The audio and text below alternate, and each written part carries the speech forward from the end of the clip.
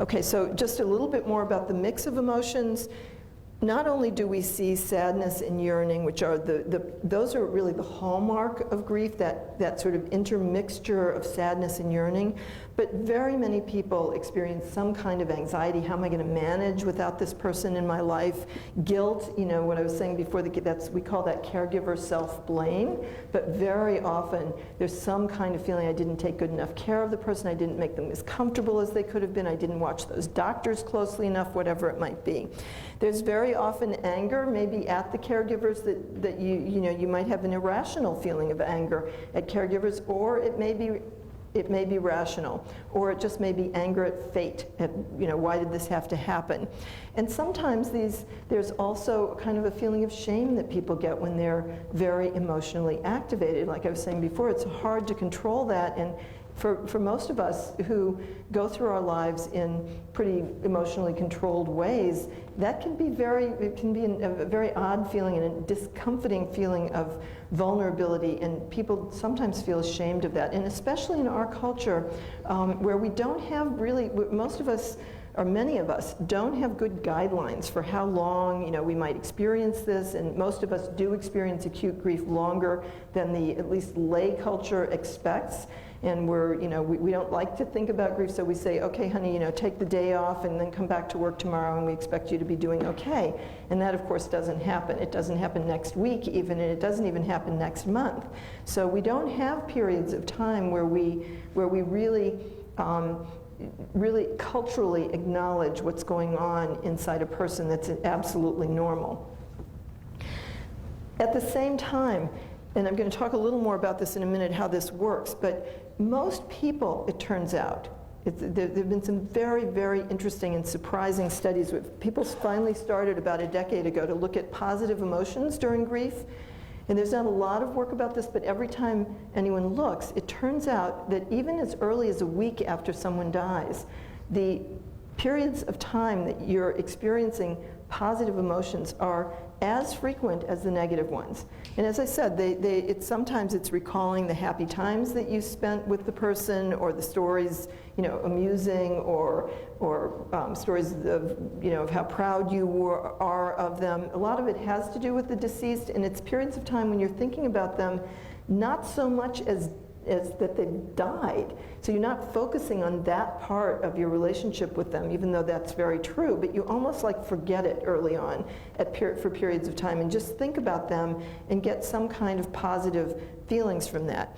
And you can also, people get positive feelings sometimes when someone's been suffering a lot and they die, and that's a relief of suffering, and there's a genuine feeling of relief. Sometimes it's relief of having to watch that, and very often it's relief that person doesn't have to suffer anymore. And again, that's a landmine here, because sometimes people feel guilty about having that feeling. But it's a very, again, natural, normal, and important feeling to have. At least the positive emotions, and the same with pleasure and joy in being alive. You can sometimes, you know, when someone else has died, you know, and you're still living, that, in a way, that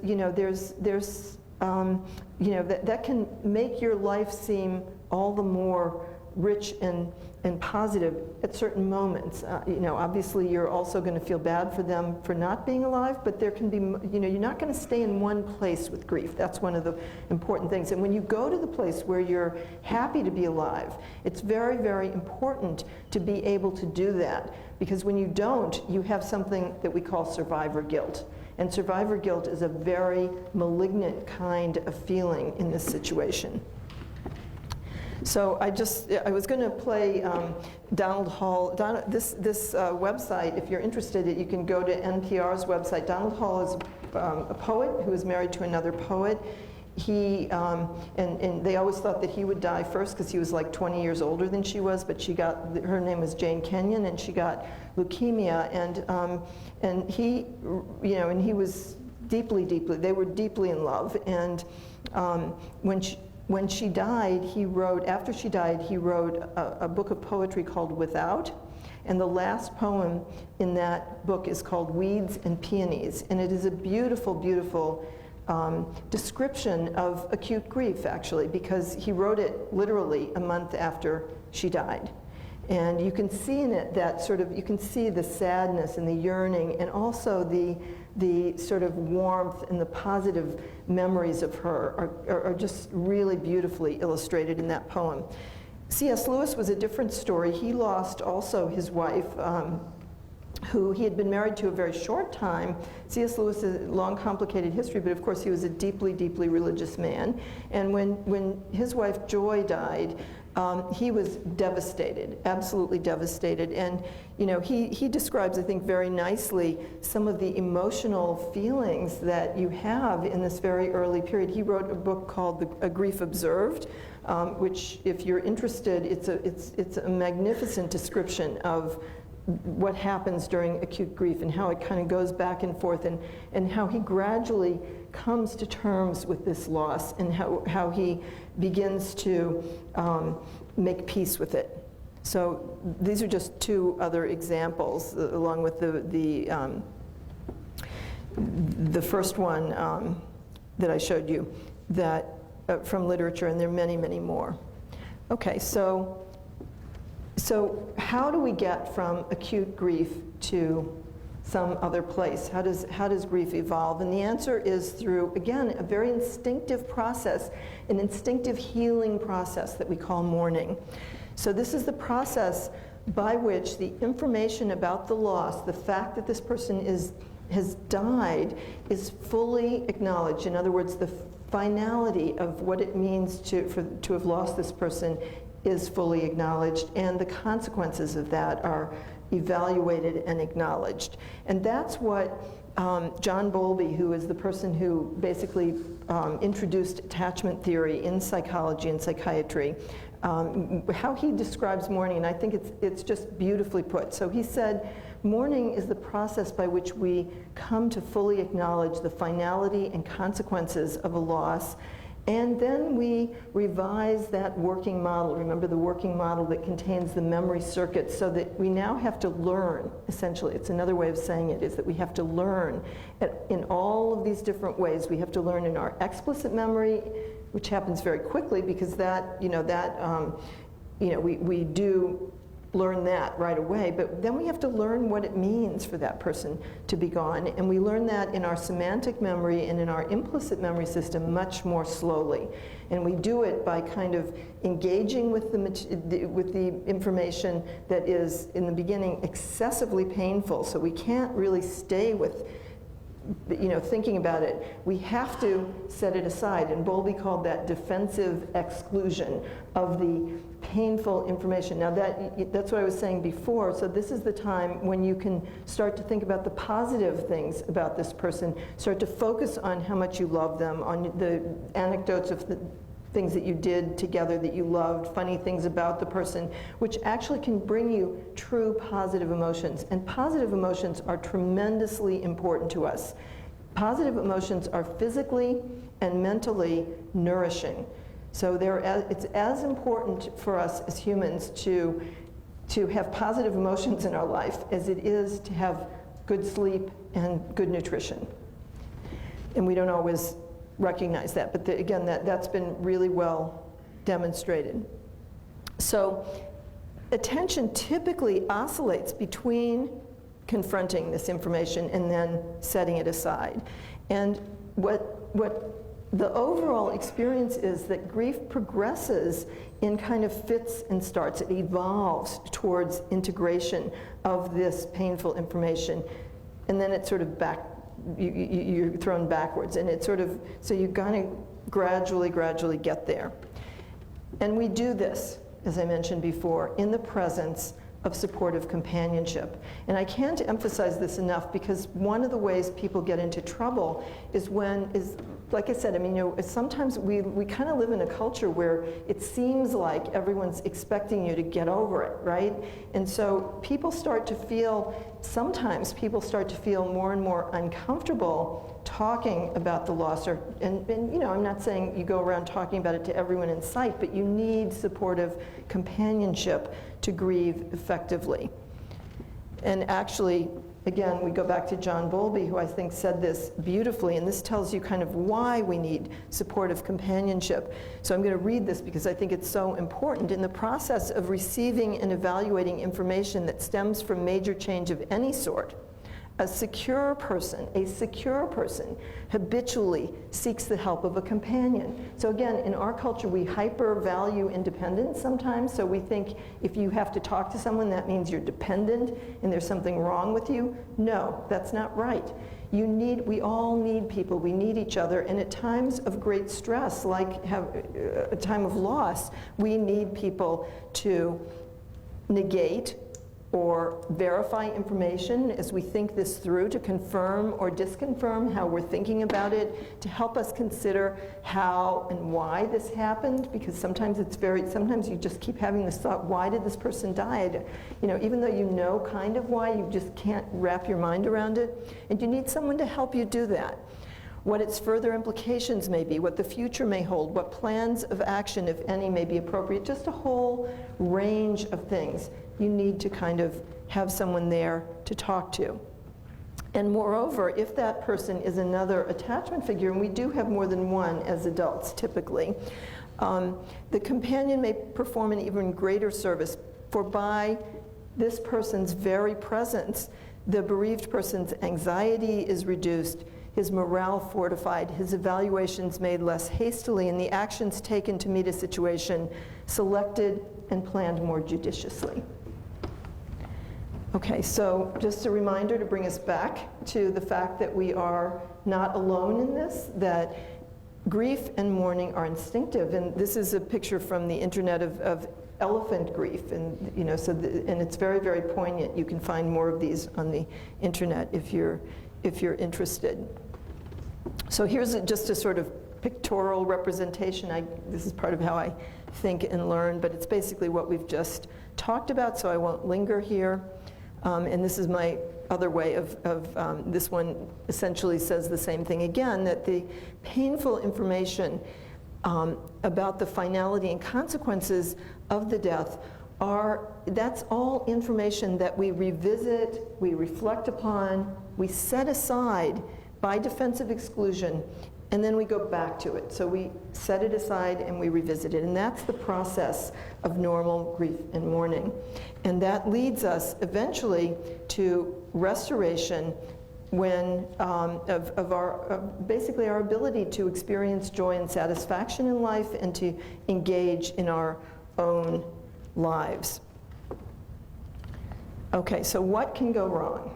So this is a huge stress. So several things can go wrong. And one of the things that can go wrong is that we can get the onset or the recurrence or the worsening of another psychiatric disorder. And most typically that's major depression, post-traumatic stress disorder, depending on how the person died, because if the person died in some way that's very frightening and very, you know, and seems very dangerous, that can trigger a typical post-traumatic stress disorder. And I'm not going to talk about that this evening, but I don't know if we'll have time for questions. You can ask about it if you don't know about it, but you can learn about it if you don't know about it. There's lots of information out there about these disorders. Panic attacks also are relatively frequent, not as frequent as, these are in order of frequency of what happens in the wake of bereavement.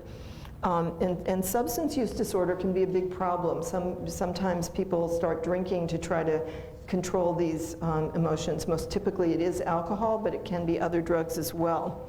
And then we can see because it's such a stress, we can see any other physical or mental health problem can occur in the wake of bereavement. So one way that bereavement can be, can kind of go wrong, so mourning gets kind of off track, is when something else occurs. And you know, when one of these disorders is present, it's very, very difficult for the mourning process to proceed as the healing process as you know, it needs to. The other way, of course, that, and this is where my work has really focused, that mourning can go wrong is when there are other kinds of complications other than major disorders that interfere with the acknowledging of the finality or consequences of the death, that interfere with the ability to envision ongoing life without the deceased person in it. And so when that happens, the working model is not revised. The brain circuitry continues to hold images and memories of the person as alive. And so what you have, every time you kind of realize that they're not alive, it's as though you're right in the middle of acute grief again, because you haven't really integrated that information. And that is the symptom, that is the syndrome of complicated grief. So what we have is all those acute grief symptoms. So we call that prolonged acute grief with one or another of these complications. And what they generally are is rumination. So you just keep thinking over and over and over again, I can't manage without this person. So in the sort of healing process, usually what happens is you might think, I can't manage without this person, but then the next day you're thinking about it again and you think, well, how am I going to manage without this person? You still don't have the answer, but at least you're asking a question, as opposed to someone who's developing complicated grief who just keeps telling themselves over and over, I can't manage without this person. It can't be that they're gone. They can't be gone because I can't manage without them. And when you do that over and over and over, you're not giving yourself the chance to fully acknowledge the finality and the consequences of that loss. And the same thing with, they never should have gone, we see people all the time, I never should have gone home that night. The person was in the hospital and they died, and while the spouse wasn't there, and the spouse is thinking over and over, I should never have gone home. If I hadn't gone home, I know he wouldn't have lived that much longer, but maybe another day or so. But that's all they're thinking about, is how they shouldn't have gone home. And it doesn't get them anywhere. Sometimes it's the grief itself that gets people caught. This is a little less common, but sometimes people just don't want to, every time they feel the grief, they think they criticize themselves. They tell themselves they're weak and they've got to stop doing that. And again, that takes them away from what they need to be thinking about. Dysfunctional behaviors, primarily avoidance. So everyone is inclined to avoid reminders of the person who died, but we can't really avoid them, because when we're very close to someone, there are reminders in everything we do, and they can be sudden and unexpected. We can't always predict where they're going to come. So if you're trying to avoid all reminders, you're going to really close down your life and restrict it. And again, you're not then going to have that opportunity to really revisit and reflect on the finality and the consequences of the death.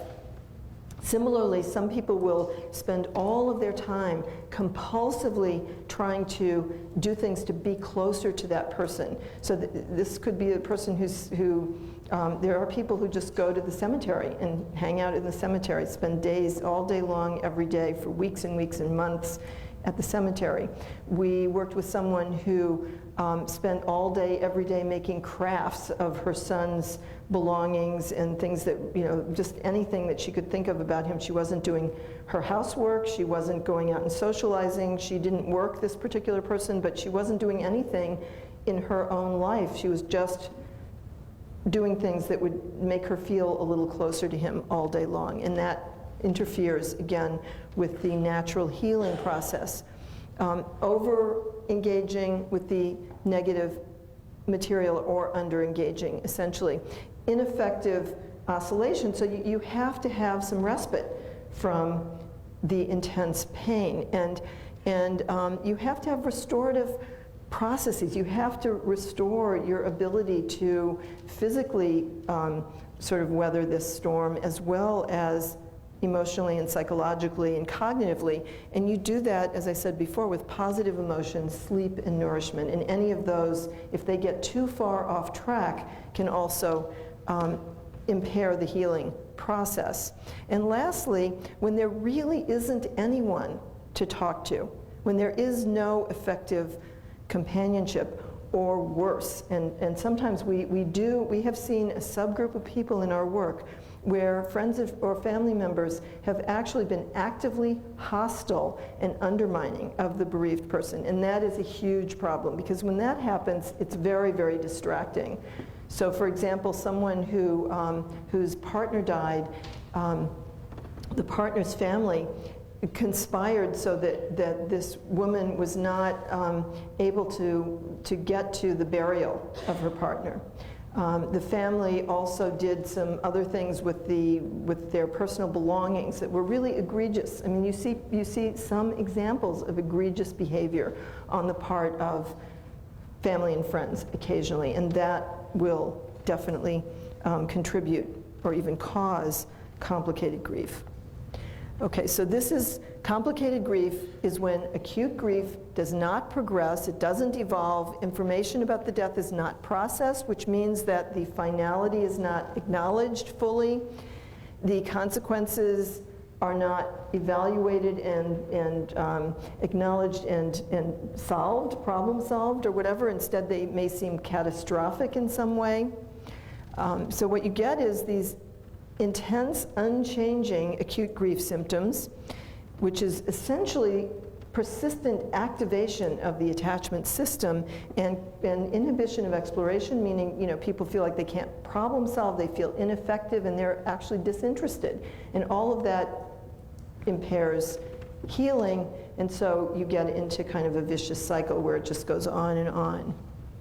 So how can we help? And I will say that we in our work, in my work, in our team in New York, and we actually have colleagues in Pittsburgh and also in Boston and San Diego at this point who are doing this work, but we work clinically. So what's here, how the rest of us can help, is more how we can help from the beginning on and how we can help ourselves and help our friends and colleagues. And so, first of all, to understand bereavement, grief, and mourning, its universality and its uniqueness, which is what I've tried to help you do this evening, I think can be very, very helpful. It can be helpful in your own empathy so that you're not confused if you're being the companion to someone. If you're experiencing grief, it can be very helpful because, again, because you're not confused and you're not as likely to kind of be self-critical or to veer off of this process, that you will allow yourself to experience pain and also allow yourself to experience positive emotions, to look for those opportunities for comfort and even positive emotions. And that's what we want to do for each other, and it's what we want to do for ourselves when we're grieving. We want to provide that companionship, and if we're the griever, we want to look for that companionship, that someone who can provide both empathic support, understanding, and also gentle encouragement to undergo this very painful process, and also to let it go at times, and so that you can gradually heal and move forward. So we're really talking about doing what we can to support the natural mourning process, but to do that well, we have to understand it. We want to watch for the warning signs, which, if you may have noticed that I just pointed them out, which are the warning signs are when someone is, everyone, like I said, everyone can have an occasional negative thought, an occasional thought that it seems like it's not going anywhere, but when someone starts to say those things over and over and over and over again, that's a landmine. If they keep that up, that's going to keep them away from processing the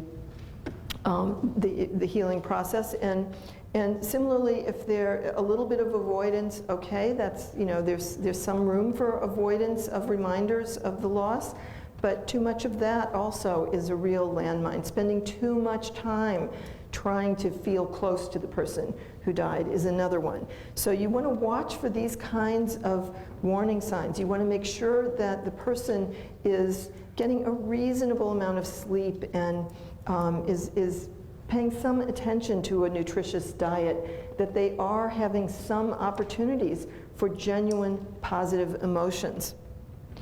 And if they're experiencing a major depression, if they're experiencing a post-traumatic stress disorder, if they're having panic attacks, if they're drinking too much, if they're experiencing physical problems, and you want to get them to a mental health professional who can help them. And you can do all of these things. They're fairly simple. They're things that I think professionals need to do, as well as friends and family members of people who are grieving. So in summary, we've said that what I've been trying to help you see tonight is that bereavement can be understood as the experience of the loss of an attachment relationship. And that the reason to understand it in that way is that it actually helps us understand the commonalities in grief, and it helps us understand a process that is by its very nature unpredictable and difficult to understand. So it provides a kind of a framework to understand this that I know people often find very, very helpful and comforting. So in that frame, acute grief is an instinctive response to the loss of an attachment relationship, and it contains very prominent elements of a separation response.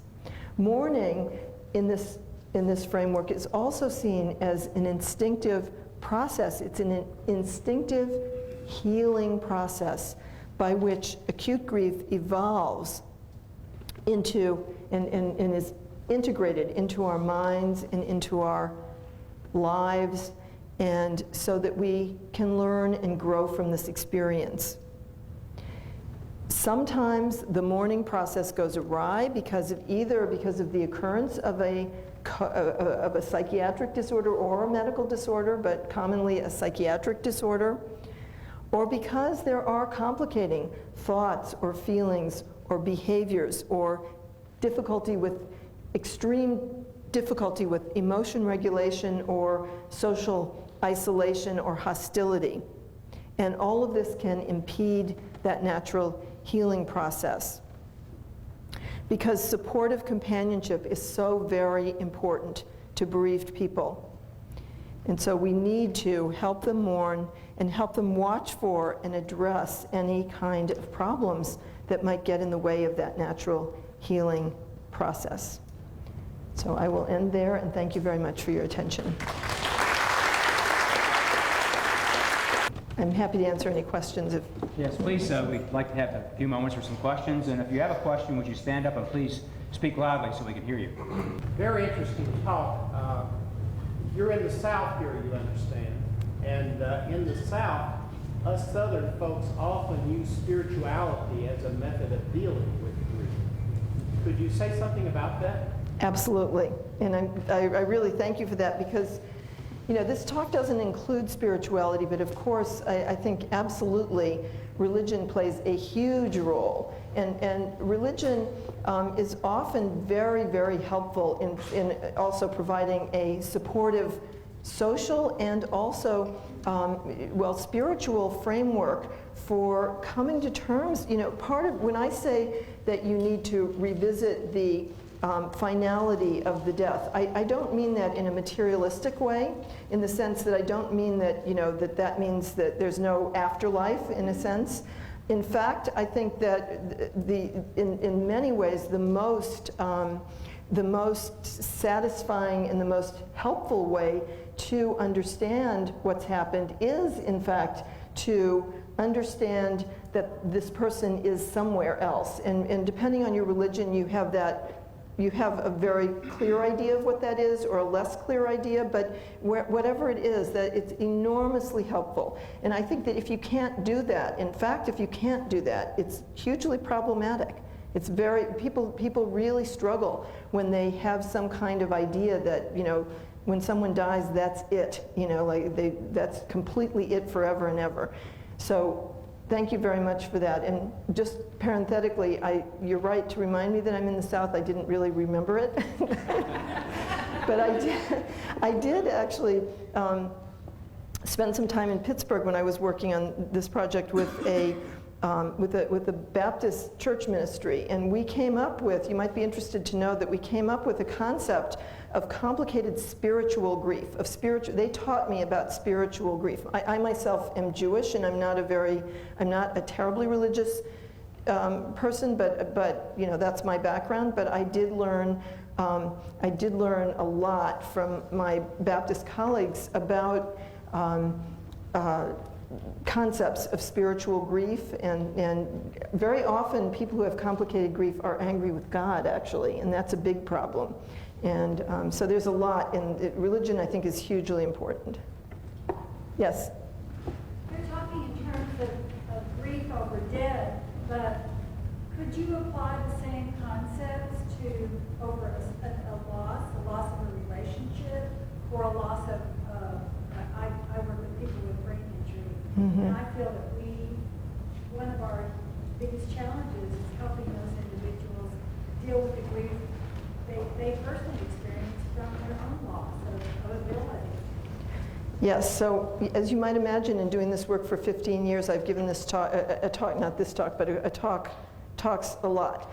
And I have never given a talk that question wasn't asked.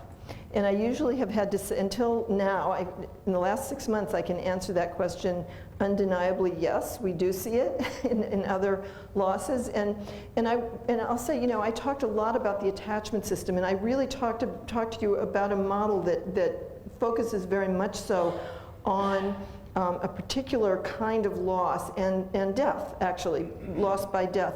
However, the way the brain works, we often recruit sort of instinctive systems for use in related kinds of situations. And I think that's probably what happens. What I can tell you undeniably is that people do get complicated grief. They get grief and complicated grief from all kinds of losses.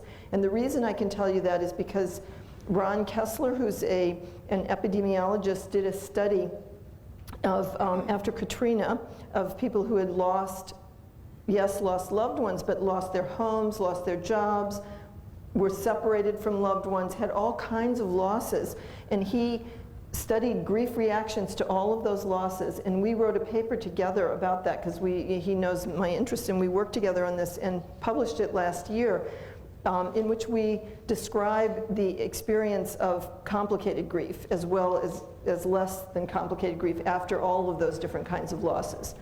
So yes, I think, and probably, you know, loss of some kind of function, of important function, would certainly trigger that kind of reaction. Yes. Question. Oh. From a lay person's point of view, your presentation is very thought-provoking. I wonder, as you were speaking it, if you have done any work with the military, studied the military situation in terms of some of the things happening as opposed to that stress. That's been really second. Yes, well, I actually haven't done much of that myself. There's certainly a lot of interest right now in that, and a colleague named Steve Koza at USIS, at the University, University of Armed Services, whatever, in Washington, has a large grant to study bereavement in the military. Actually, well, I think he's studying military families. Other people are studying soldiers, grief in soldiers, and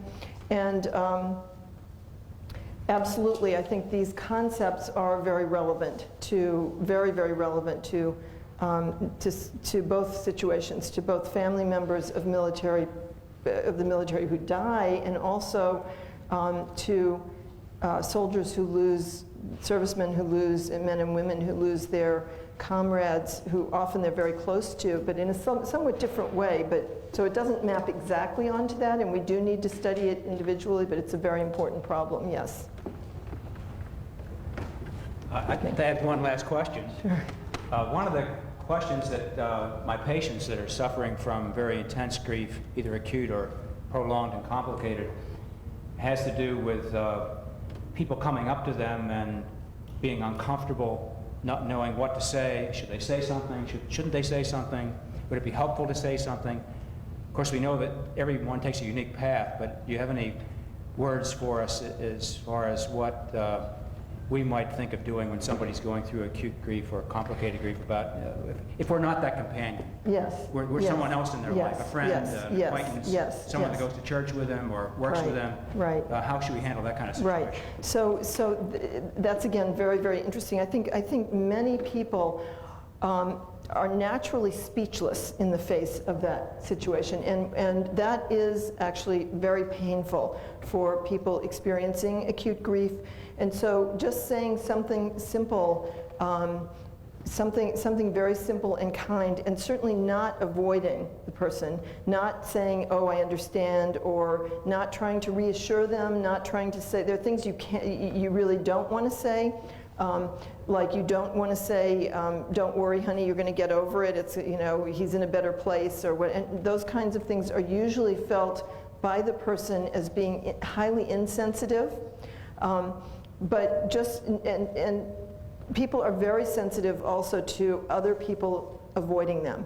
Many people who are experiencing grief feel like other people cross the street to not talk to them. And especially depending on the kind of loss, if it's a child loss in particular, people feel that way. It's very difficult to comfort someone if you're not that person. So you can't expect to really comfort them, but you can expect to be kind to them. And just to say something simple that you're sorry that you heard about it, something like that. Yes? Cindy and I are in the funeral business, and I guess this is where the grief begins. Mm-hmm. And I think you are a fantastic woman. There's so much in your brain that needs to be reserved forever. I just wanted you to know that. We have approximately 3 to 4 days to begin our process of positiveness. Mm-hmm. And so with that, before our families, our special families, come to you, how can we, as funeral professionals, help our families get through this very unpositive way to be able to look out the door and know that there's a bright sky somewhere? You know, I feel I'm so grateful for that question. I loved, of course, what you said at the beginning, but we could have just stopped there. And actually, you know, I first actually, some funeral directors came to me about, I don't know, 7 or 8 years ago, wanting to try to do something with the funeral, you know, for funeral directors as in the way that you're suggesting.